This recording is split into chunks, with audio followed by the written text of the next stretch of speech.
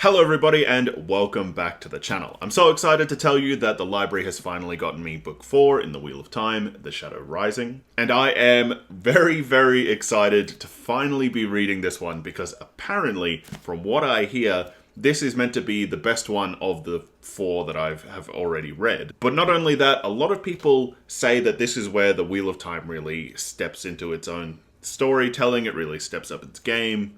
You know, apparently a lot of people say that this is one of the best ones in the series. So there is a lot of hype around this one specific book. And I am really excited to get into it. But what I will say is, usually when I do these reviews, I do my thoughts before it, what I predict is going to happen. I do like the mid-book review, and then I finish off this video with my thoughts on the end of the book. And specifically, I do this because I have a terrible memory, and even when I'm taking notes, I'll still forget points that I want to talk about by the end of the story. It just helps me to give the best review I possibly can. But being that this book is about 900 pages long, I will probably do 2 mid-book reviews. I'll probably do one at 300 and one at 600 and then one at the end. So let's get into my thoughts before going into this one. Like I said, I'm super pumped. This is meant to be one of the best ones that this series has to offer, which is giving me a lot of high hopes considering I did already love the first 3. As for my predictions, I am gonna be 100% honest with you. I have no idea what to predict because to me, the third book really wrapped up pretty like neatly. I felt like the third one really, it didn't leave a lot of threads to pull on. So predicting what's going to happen is going to be a little bit difficult. Easiest and probably the more obvious prediction I can make is the girls will probably be doing a lot more Black Aja hunting. They'll probably be seeing power spikes and rising power levels through training at the White Tower. And we didn't hear too much from the Shan-Chan people in the last book, so I imagine maybe they will make an appearance, maybe there will be some more kind of like revenge stuff with Egwene and how she was collared, and maybe there'll be some kind of like hunting the Shan-Chan or hunting the Black Aja, or maybe they like combined forces and so like Egwene's revenge and the White Tower's interests of hunting the Black Aja come together or something. I don't know. Like I said, it's kind of hard to predict because the last book did end pretty well. It did like tie everything up pretty significantly and satisfyingly. Now, as for Rand, my predictions with Rand, the only thing I can really predict or imagine that would happen, like the logical thing in my mind that would happen next, is because the Aiel were specifically looking for Rand, and now that he's got like that sword, Calidor or whatever it was called, that specifically was an omen or was predicted that he, or only the Dragon Reborn would be able to get that sword.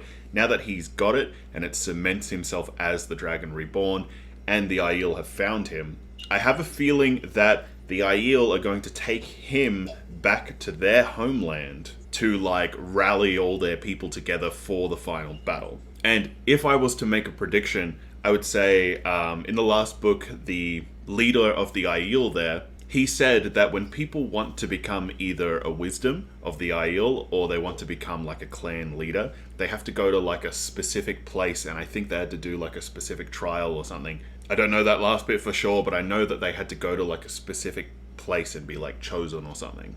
So it wouldn't surprise me in the least if they took Rand back to the Aiel Wastes and he had to go and do that like specific trial or go to that specific place to prove that he could lead the people.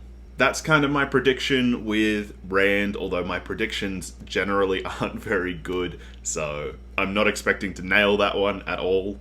As for Perrin, I have a feeling that we're going to be seeing a lot more of Perrin exploring the dream world.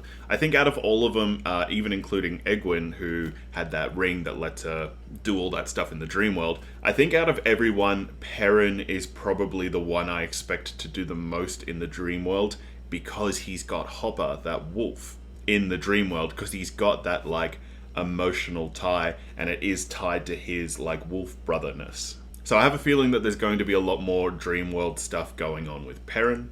I would like to see more of Perrin and the Falcon Girl. You know, like, I did honestly really like them together. I liked their dynamic. I think it's because I really liked the Falcon Girl and I really like Perrin. So all of their interactions I was super on board with. I'm not predicting anything's going to happen there. I'm just saying that I hope there's a lot more interaction with her and him, and her giving like Moraine and Lan a hard time. I actually really enjoyed that part. As for Matt, I have a feeling that Matt will be trying to understand where his luck is coming from.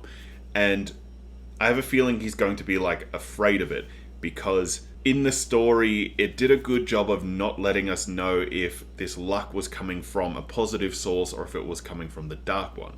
Like, for example, when Rand was rolling dice and it would come up all ones, they would say, that is the Dark One's eyes. That's a bad omen. That's bad luck. But in some games, that means you win. So I have a feeling Matt will be trying to understand his like powers, his like luck manipulation. How he's planning on doing that, I honestly do not even have the slightest idea. So, like I said, I don't have a lot of great predictions for this one because everything tied up so well in the last one. So I am expecting there will be new plot threads developed pretty early on in this book. I would even imagine that the plot threads developed in this book would be ones that would last the entire series. And yeah, basically, I'm really looking forward to it, so I'm going to go and start reading this right now. I'll see you at about 300 pages. Alright, so I am officially 247 pages into the book, or I just officially finished chapter 14. Now, you may or may not notice that my setting is a little bit different. I just moved into a new apartment. It was a pretty hectic move, and I'm still trying to figure out where has the best lighting. Personally, I hate this lighting, and the rest of my apartment doesn't have good lighting, but I'll figure all that out later. We're not here to discuss the finer points of lighting in a video. We're here to discuss The Shadow Rising.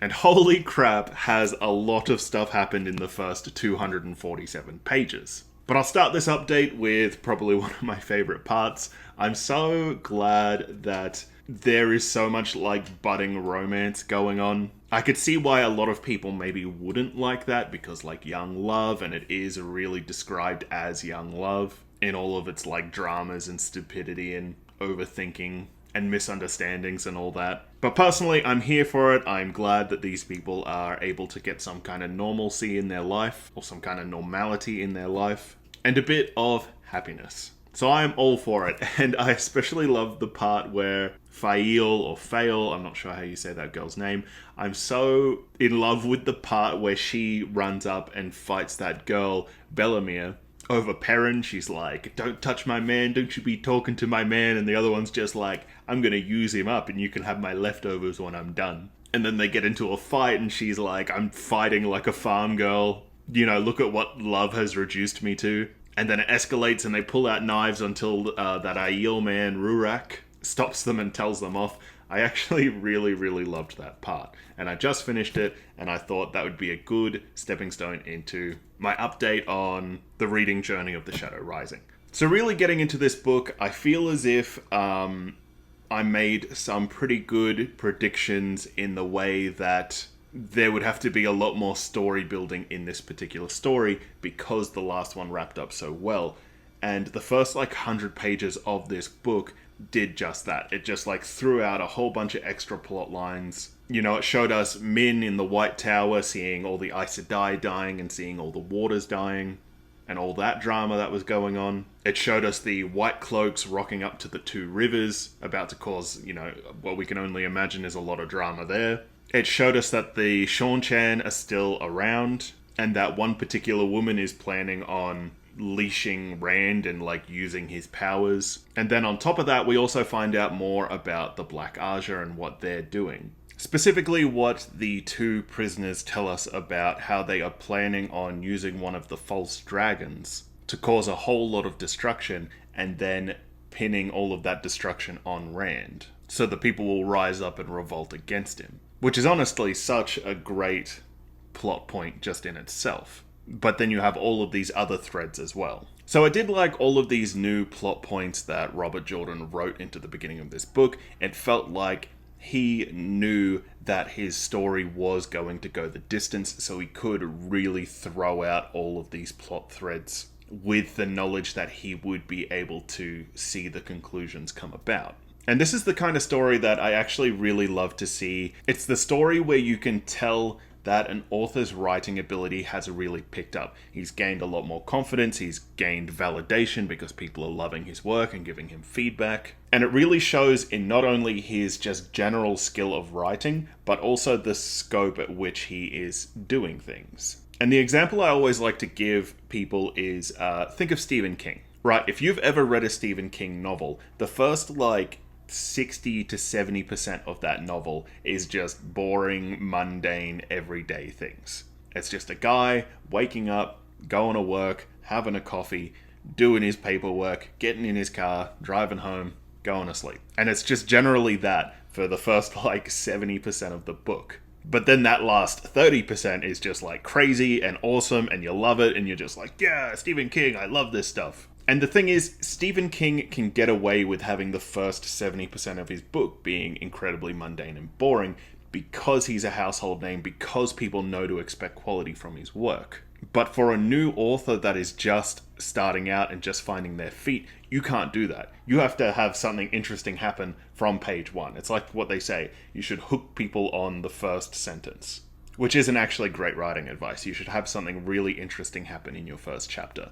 That's better writing advice. But that's the point I'm trying to get at here, is that Robert Jordan got his vindication, he got his fan base, he got his feedback that people wanted to see him go the distance. People were ready for him to really play the long game. And it really shows because I find that from the beginning, I felt that his writing ability had improved. And honestly, that's one of my favorite things when you're reading an author's series of books, is to see how much they improve between books. Not that I'm saying that his first books weren't fantastic, because let's face it, his first books were bloody awesome. But I'm just saying I noticed an improvement. The next thing I want to talk about is, was Robert Jordan a fashion designer or something? Or did he take a great interest in women's fashion, or was his partner a fashion designer or something?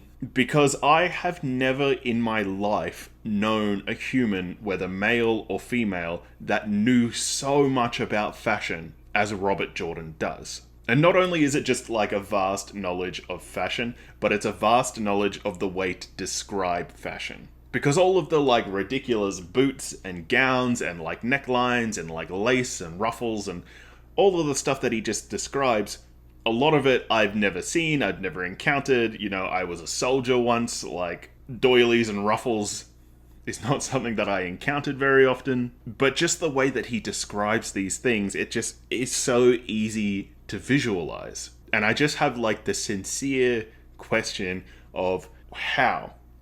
Was he a fashion designer? Was his partner a fashion designer? He must have had some kind of person in his life that could drill this into him. Because this isn't just knowledge that you just randomly come across. I think a lot of really interesting things happen with the girls in the beginning of this book, which is really interesting to say because of the time period that this story was written in, that these girls are written so damn well. But I find that the beginning where Egwene discovers or figures out that she is stronger than Moraine in the One Power, but Moraine has more practice in it, so anything that Egwene would struggle to do, Moraine would be able to do in her sleep. But if Egwene had the practice, she would be able to blow Moraine out of the water. And I found that realization really interesting. It just sets up for this power dynamic that eventually Egwene will overtake Moraine. And will eventually Egwene start bossing Moraine around? Because that would be really interesting to see. And I feel we get a brief glimpse of that between Egwene and Nainib, because Nainib was always the most powerful one, the leader of Egwene, because Egwene was her apprentice back in the Two Rivers. But now Nainib can't even use the power unless she's really mad, and Egwene is just this prodigy Azula style character, and it causes a lot of friction between them. And it makes me wonder if that same thing is going to happen between Egwene and Moraine later on. Probably not in this book, probably not in the next book, probably 5 books down the line. And we also find out one really great piece of like just daunting information, and that's that Kalendor can be used by any male that can wield the one power. Just because Rand got it doesn't mean it belongs to Rand. It doesn't mean that it is solely his sword that is not a sword. It belongs to any male that can wield that power. And honestly, I feel as if that creates such a better dynamic that like this weapon can be used against them. You have to be on your guard, and it adds more to that element of, every review I think I say that I love the fact that the Dark Friends can be anyone. I love the fact that you can't trust anybody. But now it means more because Rand has this like ultimate super weapon that can destroy the world. So he literally cannot trust anybody because anybody could take it and take it to the enemy.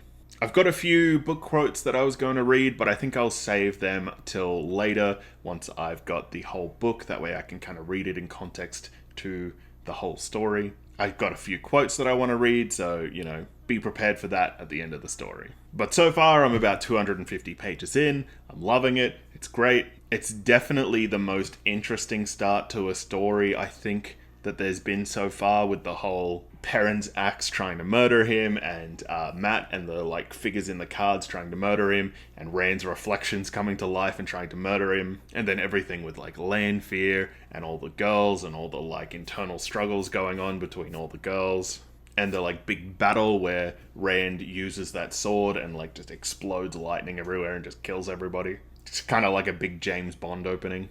So that was really great. Anyway, I'll see you again in about another 300 pages.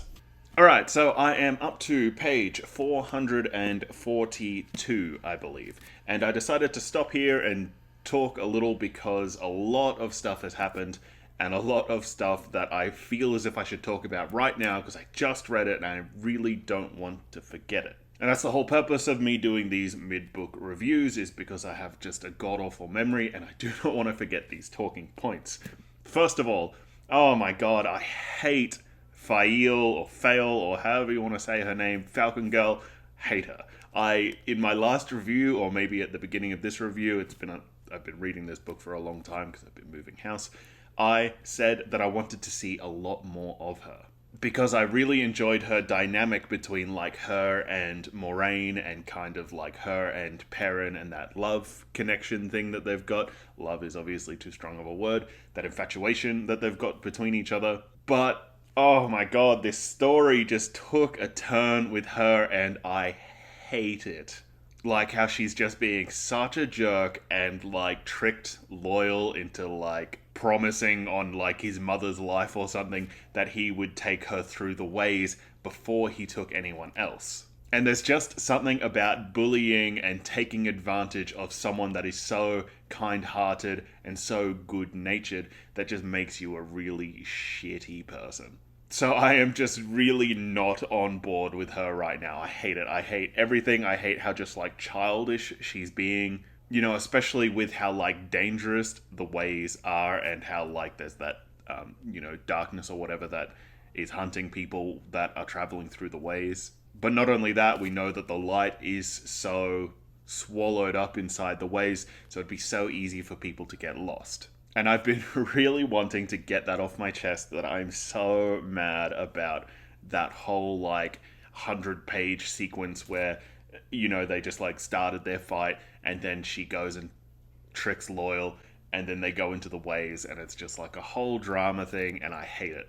But with that out of the way, let's talk about the thing that I really want to talk about. First of all, I would really like to know what people think about Robert Jordan using things like the ways, or using things like the portal stones to get his characters from like one place to another like that. It'd be really interesting to find out if like the general consensus is that, it does make sense. He did build up the ways, he did build up those portal stones by having like prominent characters do prominent storylines through those methods. So it makes sense that in future stories, they can just, travel the ways, travel the portal stones. So I would really like to know if people think that it is just like a convenient kind of like cheap way to tell the story to like get people from, point A to point B instantly. So you don't have to go through the effort of, explaining something that happens during their journey. Because it can be tedious as an author and it can be tedious as a reader to have to read about what characters are doing when they're going from point A to point B, especially if it's across such a huge distance. So let me know what you guys think about like that kind of fast teleportation, the ways, the portal stones. Let me know if you think that they are earned or if they feel cheap. Personally, I think that they are earned because we did get prominent characters doing prominent plot points through them. So to me, they do feel earned. If they do feel a bit like, it does feel a little like cheeky, like, oh, it turns out this place that we're going, it has a portal stone attached to it. Just exactly what we needed. Like, it does feel just like a little cheeky, but I do think that it does feel earned. The next thing that I want to talk about is, so I just finished the part where Rand and Matt are in that ruined city in the Aiel Waste, and it was one of the things that I did predict at the beginning of this book. I did predict that Rand would go to the Aiel Waste and probably go to the place where the clan chiefs go to become a clan chief or a wise one, because they go to the same place. I'm not trying to brag because I have most of my predictions have been wrong. The best one that I think has been wrong is that I thought Rand's mother was the Blade Master, not Rand's father. But now there's so much talk about why the Aiel do not use swords and they hate it and it's forbidden. Anyway, so I just got a couple of questions about that whole sequence that I just saw, all of like the flashbacks that I saw while Rand was going through that kind of ceremony or trial or learning the things that he learnt. First of all, it was really cool to see some snippets of information before the breaking of the world. We got to see like the futuristic aspects of the world, which is something that I'd heard about a lot because I do watch a lot of Daniel Green videos, and he often talked about how the Wheel of Time was not a fantasy or a medieval fantasy story. It was like a post-apocalyptic story. And to me, while I was reading the story, it felt like everything that could happen had happened, and everything that will happen has already happened. So I wasn't really expecting to get flashbacks to the future/past when technology was advanced, but I was really glad to see it happen, because it does open up so much extra avenues of storytelling, and I did really appreciate that. But my question is, because that whole thing was a little confusing, and it's more or less me as a reader than Robert Jordan as a writer, because he's fantastic as a writer. Are the Aiel the travelers, like the colorful traveler people, are they the same people? Is that what I was meant to get from that whole sequence with Rand, that they are both the same people? And the reason why the Aiel think that they failed the Aes Sedai was because the Aes Sedai gave them a whole bunch of those tools that they used to channel through to keep safe and to like keep until they found a safe place to live, but they lost it all to bandits. So as far as I could tell, the Aiel were once the same as the traveling people, and that's why weapons were forbidden, or that's why specifically swords were forbidden, because, as they explained, a sword's only function is to kill another human being, but a spear's function can be other things. Its only function isn't to kill another human being. It can be for hunting, or it can be for making a stretcher, which is something that they did, or it can be used as a walking stick, or, you can hang Christmas lights on it, whatever. Is that why the Aiel do not use swords? Because they were once the traveling people, and the traveling people did not use weapons, but they slowly gained acceptance of the use of spears because a spear had other purposes. To me, that's what I got from it, so I don't know if I'm just like ranting like a crazy person or if that was what I was meant to get from that. If I was not meant to get that, or if I was meant to know something more than that by now, please do share it with me. No spoilers for like future books, please.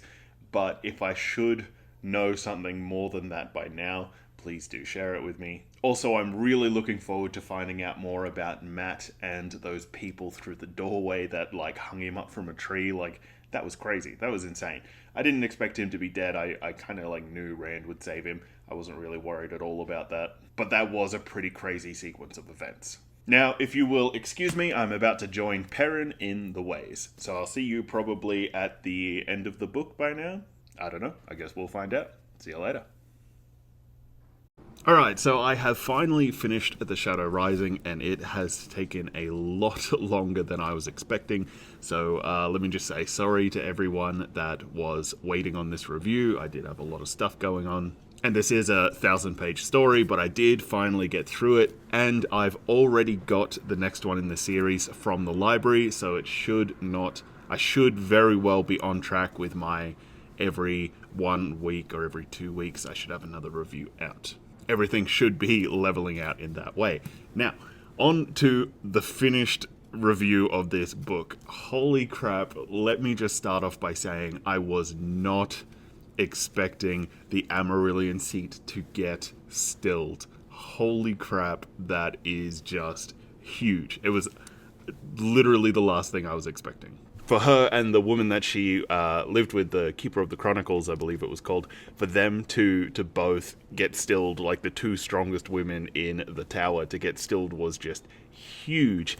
And it made me think that maybe that's why Robert Jordan made the Amarillion seat not only just like such an undeniably strong woman, but also so likable in like her farm kind of ways. Like, you knew that she'd had such humble beginnings, and she held on to those humble beginnings and didn't let all that power and all the stature of her office go to her head and make her into a terrible person. And I have a feeling Robert Jordan did that on purpose, so when she got stilled, it was like a real physical blow to the reader, which it was. Like, I was just mind blown. It's like one of those things where, like, if the Black Aja gets stilled, you're like, yeah, I'm glad, because, they're bad people. But, like, this woman that you know and you like, and, she's kind of mysterious, as all the Aes Sedai are, but she is still very likable. When she got stilled, it was just like, crap. But it does lead on to my new theory. My theory is that Egwene is going to become the new Amarillion seat. And just bear with me, because this one is a little bit weird, but I think that Egwene has been set up to become the next Amarillion seat from the beginning, right? From the beginning, we know that the three guys, that ancient bloodline is very strong in the Two Rivers, and it shows because everyone's stubborn, and it really only shows around the three boys because they're Tarvaren.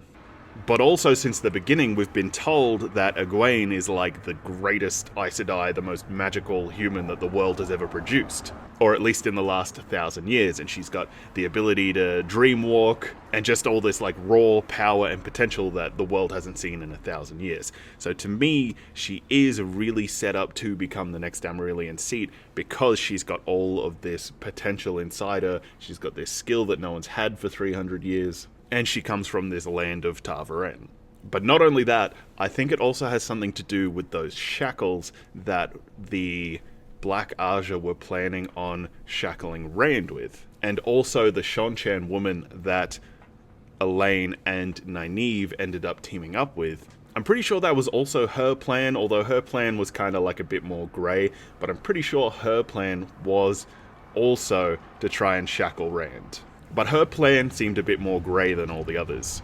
And my prediction is that because Rand is incredibly powerful, and he's a man, and he's the Dragon Reborn, and Egwene is like the most powerful human that they've had in 1,000 years, I feel as if Rand is going to let Egwene leash him, and together with all the power of the Dragon Reborn and all of Egwene's natural gifted power, they are going to change the world. They're going to re-imprison the Dark One, because they're going to find out that the Dark One can't be killed. But also, on top of that, there's been so much talk since we've learnt more about the Aiel, there's been so much talk about the, sister wives. And with those shackles, there was also the talk about the person that was shackled can be controlled by two other people.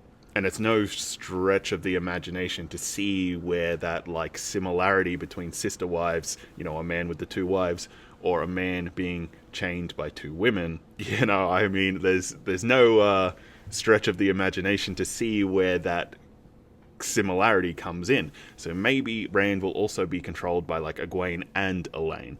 or, another woman that we haven't met yet. But of course, I don't know any of this for sure. This is all just speculation. But that is my official prediction. Egwene will become the next Amarillion seat because those other women came in and took the old one out and stilled her. So now we, of course, hate everyone that is in the White Tower, and we want them to get pulled out and a new person that we like to get put in. So it only makes sense that it is someone that we know and like. So it should either be Moraine or Verin or Elaine. I definitely have no thought that it'll be Nainib. I definitely think that she has something to do with land in the future. Not land, land. Maybe they settle on land. Who knows? But I do have a question, and I'm not sure if I meant to know this yet or not. But did those women that kicked the Amarillion seat out of her office, were those women also Black Aja? I don't think it was mentioned in the story, but it was the woman that was Elaine's mother's Aes Sedai counselor, who was the Red Aja that we never liked in the first place, and she always seemed hella suspicious. Was she Black Aja? And all those women that voted to kick her out, were they all Black Aja? Or was it just a matter of that woman being jealous that the other woman got that position, and then she turned everyone against her in that moment when they found out that she'd secretly been helping Rand and Moraine? So I guess, was it just a cunning tactical move, or was it, something more sinister? I guess is the question I'm getting at here. But enough about that, let's talk about the Aiel. I really enjoyed all of the new information that we got about the Aiel, and I really enjoyed how it tied into both Perrin's story and Rand's story. Everything we learnt from Rand's story came back into Perrin's story. For example, the Maiden's Kiss, right? That game that they play. It's explained in Rand's story, and then later on in the book when Perrin is doing, whatever he's doing at the Two Rivers, Perrin asks Rurik about it and says, hey, I heard the girls saying they wanted to play Maiden's Kiss. What's that about? And he, freaks out and he, misses a step or whatever. But more than that, there's the point where Rurik gets, or Rurik, or however you want to say his name, he closes the gate of the ways and he comes back with Loyal. And one of the Aiel women says, here, let me help you. And Rurik's just no, we're blood enemies or blood feud or whatever. And she says, you are armed and I've touched you, so either let me help you, otherwise I'm going to make you a Gaishan, or Gaishan, or however you say these words. And Perrin has no idea what that means, but because we've just come from Rand's story, we do know what that means. We know it means that dishonored servant, or however you want to look at it. And there was so much world building and just interesting things that happened in the Aiel world. From their backstory, which as I interpret it, they were once the traveling people that had to give up the way of the leaf, to the world they live in and their customers, and I really enjoyed their customs. And I really enjoyed the part where they go into that canyon. I believe it was Cold Rock Hold it was called, and they have to ask permission from the roof mistress to stay in her canyon, to stay in her hold. And the world building in their tribal culture is just so deep and thorough and great in the way that they have to ask.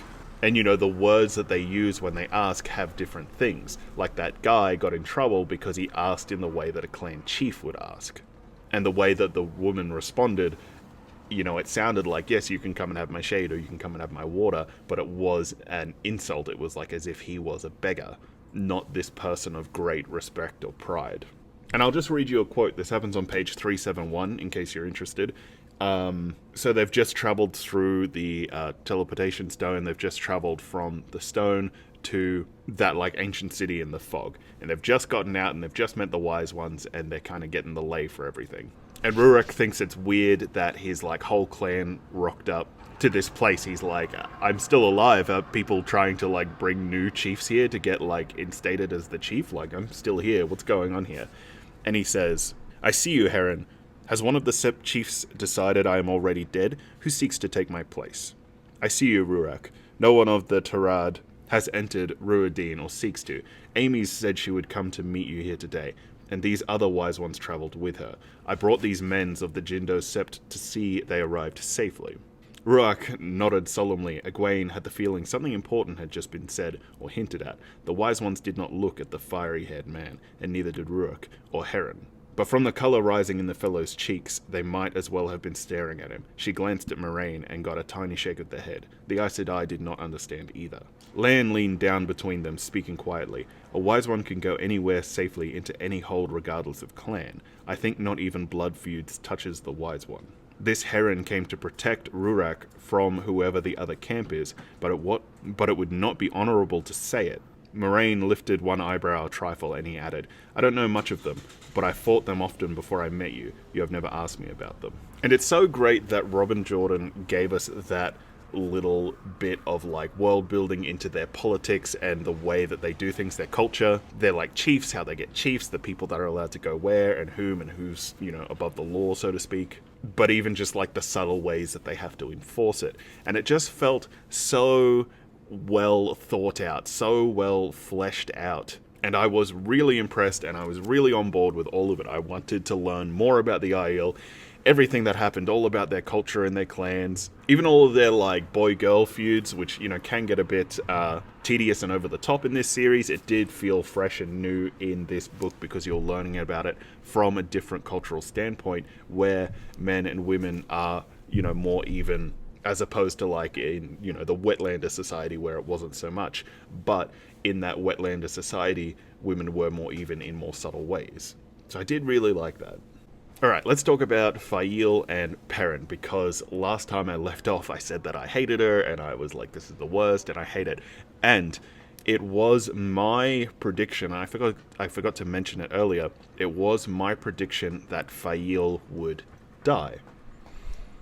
Or maybe to like a lesser prediction, Perrin would die. But I was very, very sure that Faile was going to die in this one. And the reason I did that, or the reason I thought that, was because I thought Robert Jordan was trying to like manipulate us into having like a really strong emotional feeling towards Faile, specifically a negative feeling. So that way when she died and we were so mad at her for something so petty, and we saw how Perrin would grieve over her dead body, we would feel really bad. It would have a really strong emotional response from us, because we were like, oh yeah, you know what, we really hate this bitch, I hope she dies. And then she actually does, and we're just like, oh man, I wish I didn't think that. And that's what I honestly thought was going to happen. And then we get all the stuff with like Perrin in the Two Rivers with the Trollocs and all that, defending Emond's Field and all that, which I loved. Favorite part of the entire book, which is saying a lot because there was a lot of really great stuff that happened in this book. But I loved everything to do with Perrin defending Emond's Field. All the like battle tactics they came up, all the, when they got the banner with the wolf's head. Although I will say that, it was really glaringly obvious that Luke, or Luck, or however you want to say that guy's name, he was going to be the bad guy. I didn't put two and two together and put together that he was that hunter. Oh God, I can't remember the name of it, but like the hunter that appears in the dreams. I did not piece that one together. But, I mean, it was pretty clear that this guy was going to be evil. I thought that he was working with the White Cloaks and was kind of like going to get Perrin hung by like some kind of sneaky means. I thought he was like a double agent for the White Cloaks. But what I was doubly expecting was that secretly he was not a bad guy. This was like another direction I thought it might have gone in, was that he was just genuinely like a big ego kind of lord. And Aram, the guy from the Travelers Circus, or whatever, the guy from the Travelers' caravans, he was going to be the Dark One. He was going to be the secret agent, which made sense because he like turns to the sword, and like Perrin had interactions with him before from like the first book, I think it was, and there was like a bit of bad blood between them. And they did survive the Trolloc attack. So in my mind, I was like, maybe he survived that Trolloc attack and he got turned to the dark side. Or he got turned to the dark side and then brought the Trollocs to his community to get attacked, so he would get taken into Perrin, learn the way of the sword, and then stab Perrin in the back with it. That was another theory I had, but obviously that one wasn't the case. But I did really enjoy everything to do with Perrin and defending Emond's Field, and like the way that they set up their spike barriers, and like the way they brought everyone in from the farm, and just the respect that Tam and Matt's dad was showing him. But it does raise a couple of really good questions. First of all, do you think Perrin moved on from his family's death too quickly? right? In the story, it felt like he, found the family was dead, and then, like, that was it. There were a couple of other references that was like, oh, yeah, I feel kind of sad that my family's dead. But, like, that was really it. There didn't really feel like a massive grieving progress or process. It just felt like he found out the information, and then it was just kind of like, yeah, whatever. Which, considering, he was such a young man, he's like 18 or something, and technically in his mind he would say that it was his fault. So it did make you wonder whether or not it was just too quickly. But then in counterpoint to that, you have what Fail said, which was her father said you can either mourn the dead or lead the living. You can't do both. And I feel like that is a good counter argument to say that, Perrin didn't want to wallow in his grief over his family because he had all these other lives depending on him. And while we're talking about questions, I want to ask the question, I have a feeling, or I want to make the prediction, should I say, I have a feeling that the Shonchan woman is going to betray Nainib and Elaine and steal the shackles. And, like, bring it to her empress to get a higher namesake, or whatever that thing was. That's one of my official predictions for this series coming into the next couple of books, is that she will betray them and steal the shackles. My next question is, why does Nainib stop tugging at her braid, right? Like, after she goes undercover, there's a very clear intention from the author. There's a lot of references to her tugging at her braid, which she used to do all the time. But there's a lot of references to her taking the, like, mental fortitude to say, I don't want to tug my braid right now. She's resisting the urge to tug her braid. And I don't really understand why that was. Like, was it just as simple as she wasn't wearing her hair in a braid at the time, or was it kind of like she thought it would give her cover away? Like, I don't understand what the issue was with the tugging of the braid. My next question is, why did the girls want to steal the seal? Right, when they were in that city that they were in and they were going to rescue that woman and they were going to get the chains, they also wanted to get the seal, the one that the Dark One has. Now, my understanding of those seals was that they were in a specific place, and the place that they were in was what made it a seal. Like, that's what was keeping the Dark One there. So all the seals that they found around the world were broken seals because they weren't in the specific, like, slot they needed to be in. Now, am I wrong about that? Is it just the simple fact that the seal has to just be whole and it can be anywhere in the world and that's what keeps the Dark One in his prison? Because I remember, like, the pirate guy had one of those seals as well before it was taken off him by the Shonchan. And there was also one in that, like, treasure chest that they find in the Eye of the World when they find the horn. And as far as I'm aware, both of those were broken. So in my head, I guess I kind of just had this idea that if it wasn't in this, like, specific place that it needed to be, it was broken, so it could be taken anywhere. So if I'm wrong about that, please do clarify me for that.